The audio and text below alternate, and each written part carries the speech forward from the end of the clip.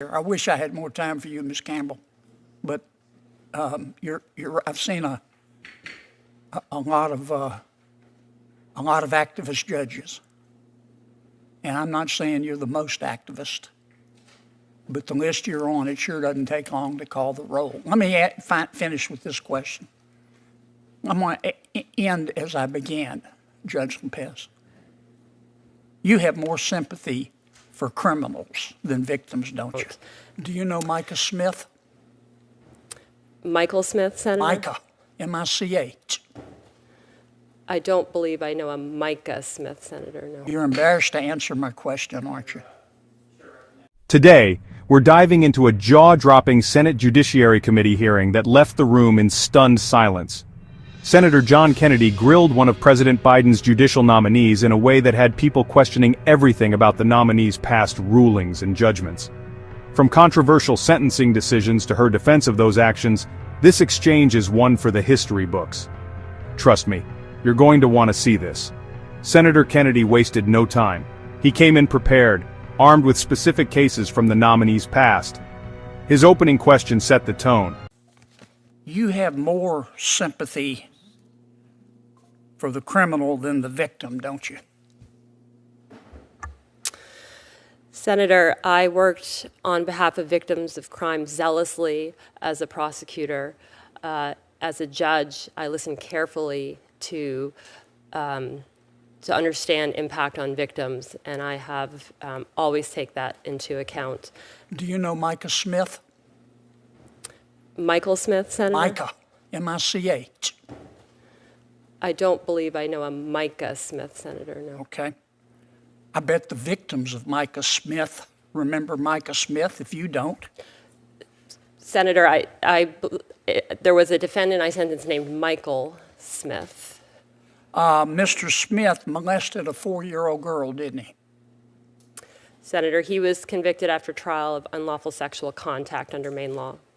That's a nice way of putting it. That was the charge, Senator. Right. Mr. Smith molested a 9-year-old girl, didn't he? Senator, again, he was convicted of unlawful sexual contact against 2 children. In that case, I did impose the sentence the state requested. At oral argument, this is how Mr. Smith's conduct was described. Quote, you heard this testimony. All of the abuse is done in the same fashion.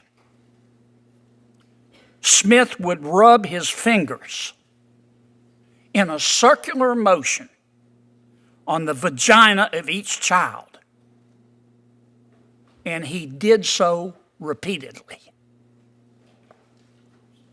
Now, where I come from, we call that sexual abuse. You can pretty it up all you want to, Judge. This is what you said at Mr. Micah's sentencing. These are your words, not mine.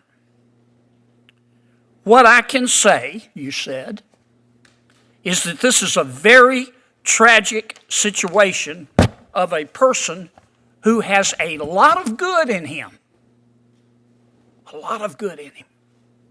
Having done a very reprehensible thing to 2 young children, causing extreme damage.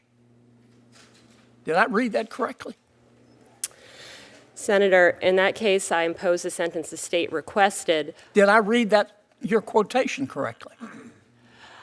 Senator, that I think is a portion of what I said at sentencing. My focus was on... But the words I read, are they correct? That's what was reported in the paper, Senator. I have not seen a transcript of the sentencing. I bet the victims remember, Judge. You might have forgotten, just like you forgot his name, but I bet the victims remember. And then you handed down a sentence. You gave Mr.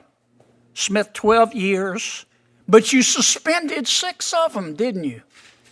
Senator, that was at the recommendation of the state because but it was your ruling. Is that an accurate statement of your ruling?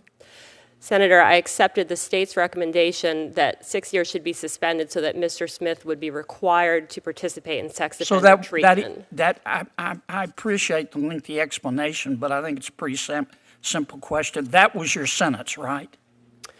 Yes, I imposed the sentence the state requested in that case. Are you familiar with the Bangor Daily News? I am the Bangor Daily News senator. Right. Did you read the article they wrote, quote, light sentences send a message that domestic violence does not matter, end quote. You remember that article? I have read it, Senator. I believe it mischaracterizes a case that is That was described. article was about you, wasn't it? My recollection, Senator, is that it described several different cases.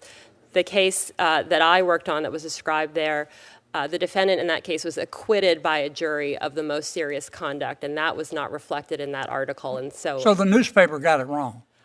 that was an op-ed that I believe misunderstood what happened, which is the jury acquitted the defendant of the most serious conduct that he was charged with. I was not the fact finder in that case, and so at sentencing I was bound by the jury's verdict. Let me ask you, I'm going to run out of time here. I wish I had more time for you, Ms. Campbell, but I've seen a lot of activist judges, and I'm not saying you're the most activist, but the list you're on, it sure doesn't take long to call the roll. Let me finish with this question.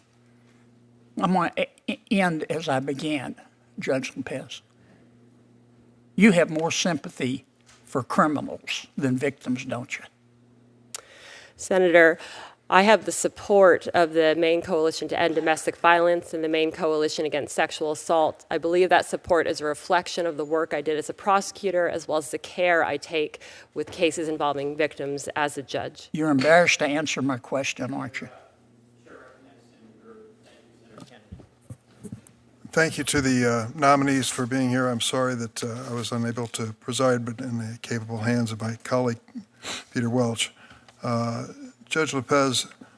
The nominee tried to defend her record, citing support from coalitions against domestic violence and sexual assault. But Kennedy's critique overshadowed her words. The hearing ended with more questions than answers. This hearing wasn't just about one judge or one case. It's about the bigger question. How do we balance fairness in our justice system with accountability for the most heinous crimes? Senator Kennedy made his stance clear, but what about you? Do you think this nominee should be confirmed, or are her past rulings disqualifying? Let me know in the comments, and don't forget to share this video if you found it eye-opening.